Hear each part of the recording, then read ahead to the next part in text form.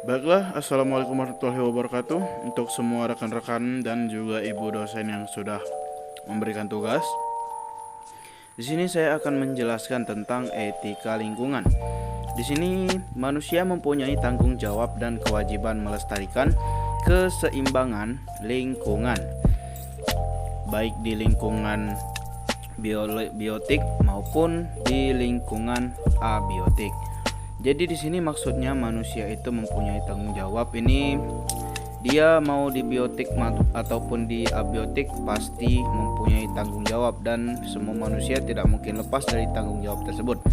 Jadi di sini manusia juga harus memanfaatkan sumber daya alam secara tepat agar lingkungan tetap lestari. Ya, kalau manusia sendiri tidak memanfaatkan ataupun tidak membuat sumber daya alam secara tepat, yang pastinya akan membuat sumber daya alam tersebut menjadi punah. Dan juga di sini pengelolaan lingkungan hidup merupakan ada pengelolaan terpadu dalam pemanfaatan, penataan, pemeliharaan, pengawasan, pengendalian, pemulihan dan pengembangan lingkungan hidup. Jadi di sini mungkin rekan-rekan semuanya bisa untuk mengerti dari penjelasan apa yang sudah saya jelaskan di video ini. Jadi dapat dipahami ya. Oke, kita lanjut lagi ya. Untuk semuanya dari di sini saya akan menjelaskan yaitu hal yang harus diperhatikan di dalam etika lingkungan. Jadi di sini ada beberapa poin untuk diperhatikan di dalam etika lingkungan. Yang pertama ada mencapai kelestarian hubungan manusia dengan lingkungan hidup.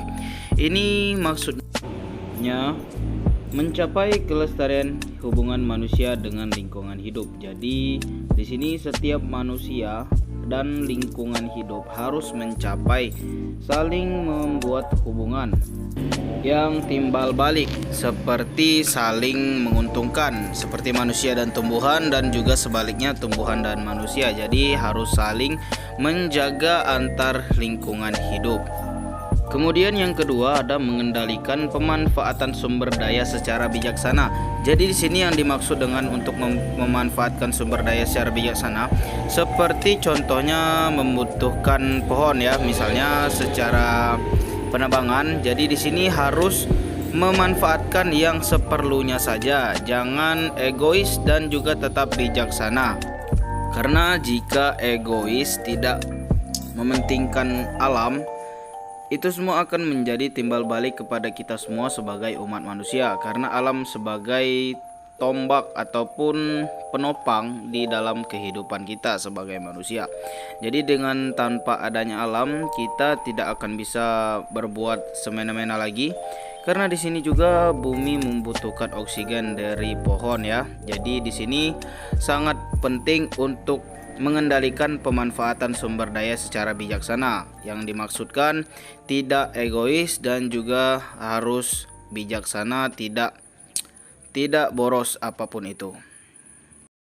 Baiklah, kita lanjut lagi untuk di poin yang ketiga, yaitu ada untuk mewujudkan manusia sebagai pembina lingkungan hidup. Jadi di sini saya akan sedikit menjelaskan dari maksud manusia sebagai pembina lingkungan hidup. Jadi sebagai manusia, kita diberikan akal sehat dan juga logika yang mungkin bisa berjalan dengan semestinya. Jadi dengan poin yang ketiga ini, kita sebagai manusia harus bisa menjadi pembina. Maksudnya dari pembina tersebut adalah sebagai pemimpin untuk ke arah mana sih lingkungan hidup ini, mau ke arah negatif atau ke arah positif. Jadi kita sebagai pembina lingkungan hidup harus lebih bisa mengarahkan lingkungan kita mau kemana. Misalnya kita seperti penebangan pohon nih, kita harus menebang pohon secara bijaksana. Jika tidak bijaksana, yang pastinya akan berdampak negatif dan juga akan bertimbal balik kepada kita semua.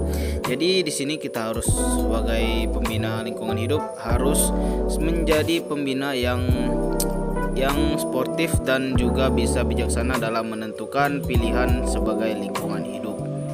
Dan lanjut kembali ya untuk rekan-rekan semuanya, di sini di poin keempat ada untuk melaksanakan pembangunan berwawasan lingkungan untuk kepentingan generasi sekarang dan mendatang. Jadi di sini yang dimaksud dengan pembangunan berwawasan lingkungan itu seperti membuat rumah dari bahan yang mungkin natural dan juga tidak terlalu ke kota-kotaan. Mungkin rekan-rekan semuanya paham. Jadi untuk kepentingan generasi sekarang dan mendatang itu seperti untuk lebih hemat lagi dalam penggunaan pohon dan juga lebih hemat lagi dalam menggunakan sumber daya alam. Karena sumber daya alam ini bisa jadi terbatas jika terus digunakan dan terus mengalami pemborosan dalam masa penggunaannya.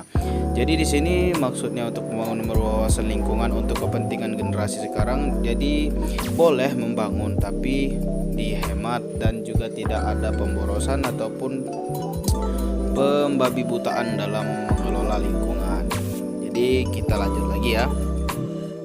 Jadi di sini saya akan menjelaskan sedikit tentang penjelasan manusia sebagai komponen biotik. Jadi di sini manusia adalah komponen biotik yang memiliki pengaruh ekologi terkuat di biosfer bumi. Jadi yang dimaksud dengan manusia adalah komponen biotik yang mempunyai pengaruh ekologi terkuat di biosfer bumi. Itu seperti yang dimaksud yaitu cepat atau lambatnya kemajuan ataupun kemunduran untuk di lingkungan di bumi. Yang dimaksud adalah jadi manusia ini bisa memusnahkan, bisa juga untuk memanfaatkan. Jadi ke arah mana manusia ini bergerak, ke arah situlah pengaruh ekologi terkuatnya. Jadi tergantung manusianya. Jadi jika manusianya lebih berbalik ke arah positif, seperti misalnya suka menanam pohon dan juga suka untuk membuat lingkungan menjadi lebih baik, jadi dipastikan ekologi terkuat bumi juga pasti menjadi lebih baik. Dan juga sebaliknya jika manusia adalah komponen biotik yang suka memusnahkan, begitu juga sebaliknya pengaruh ekologinya juga akan berbanding terbalik dengan apa yang dilakukan dengan orang yang baik tadi. Jadi seperti itu penjelasannya, mungkin itu saja. Kemudian di sini di poin terakhir yaitu dengan ilmu dan teknologinya manusia berpengaruh besar untuk memusnahkan maupun meningkatkan ekosistem. Nah, seperti yang saya jelaskan tadi, di sini penjelasannya lebih detail yaitu dengan ilmu dan teknologinya. Manusia tanpa ilmu dan tanpa teknologi bisa juga memusnahkan seperti manusia pada purba zaman dahulu ya. Jadi dengan perkembangan zaman dengan ilmu dan teknologi yang semakin maju, jadi ini akan semakin berdampak lebih cepat dan juga pesat untuk pengaruh lingkungan.